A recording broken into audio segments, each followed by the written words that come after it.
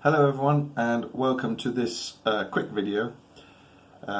We've just got back from the Hyundai Ioniq 6 unveiling at our local Hyundai dealership. It's the first time, as I understand it, that there's an Ioniq 6 that's sort of available for people to actually sit in and have a look at and everything. So we were invited, we went along, and I managed to get some footage of the event. So without further ado, let's have a look at the Hyundai Ioniq 6. The traffic was really bad trying to get to the dealership, and we were worried that when we got there they'll have started without us, but luckily when we arrived the car was still under the sheet and hadn't been revealed, which was good. They provided a few little cakes and some drinks for people while they were waiting. I took advantage of the time while I was eating my cake to have a look at the spec sheet that they handed out that gave you all the specs for the UK release. There's a picture of that here. You can always pause the video if you want to have a good look at it for yourselves.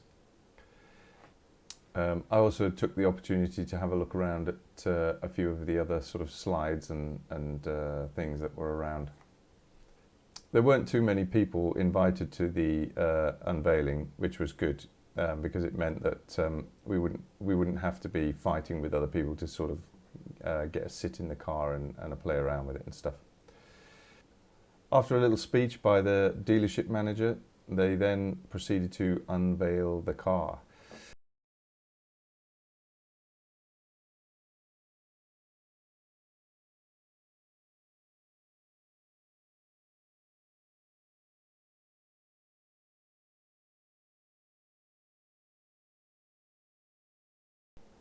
I got to sit in the back first, and I was really impressed by the amount of legroom there was.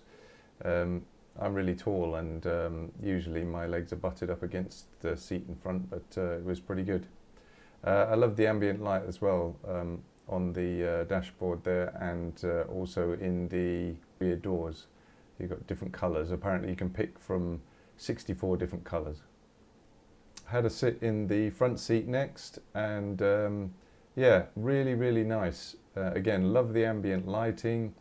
All the window controls and stuff are in the centre. The steering wheel felt great. Had proper physical buttons for none of those haptic ones. It looks a bit like they're haptic, but they're not. They're actual physical buttons that you actually have to press, which I much prefer. It's got flappy paddles, which I do miss from when I used to have my PHEV. But yeah, steering wheel felt nice.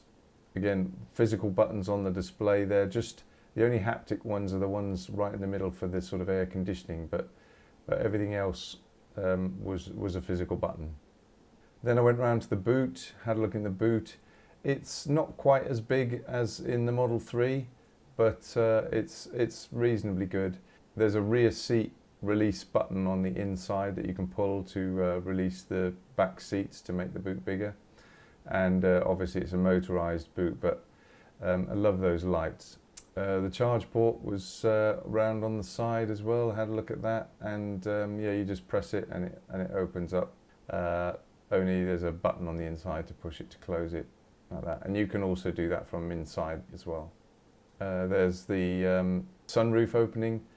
It looks quite nice when it opens. Does take up a bit of the interior headroom, but not too bad. I could still fit in there with a bit of clearance above my head, so it wasn't really a problem. Small frunk, not as big as the Tesla, but enough to put your charging cables in. And then got a few views of the front, another view of the back where you can see those lights. They look really good. These are the alloy wheels that were on it. And these are the door handles that they pop out when you unlock the car. Okay, well that's it for this video.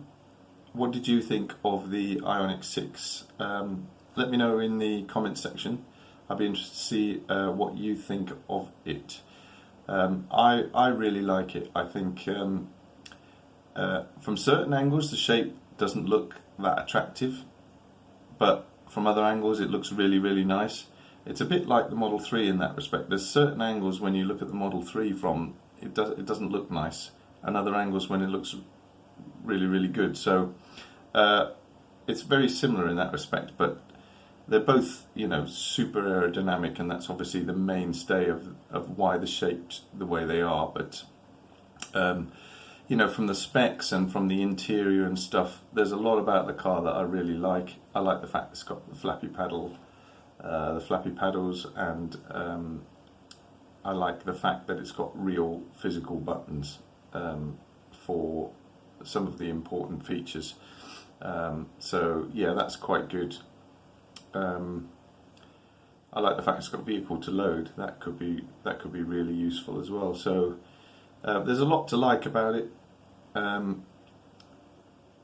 Until we've gone for the test drive, which we've got ourselves booked in for May, we won't know how it feels, you know, to drive it, how it handles, whether it's as good as the Model 3 or not. So I'll have to reserve my judgment overall until we get to that test drive and I can compare them like for like. But on the face of it, there's a lot to like about it.